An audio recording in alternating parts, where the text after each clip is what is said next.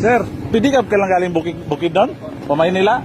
Naka ilang kuha ka lang? Naka 29 days na po. 29 days. So, saan yung destination mo ngayon?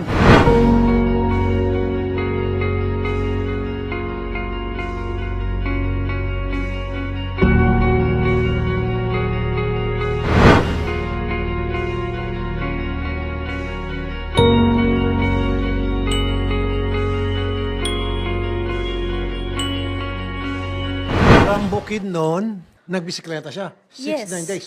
Ano pong sadya nyo? Bakit po kayo nagbisikleta papunta rito? Yung mga karanasan ko po, yun po naging inspirasyon ko po dahil yung lola ko po, pinabayaan na po ng mga anak niya po. Kami lang po dalawa doon sa bukid noon po, nagsasama po ng lola ko. kayo So, po yung siya apo. po yung nagpalaki sa akin dahil pinabayaan na din po ako ng aking mama po.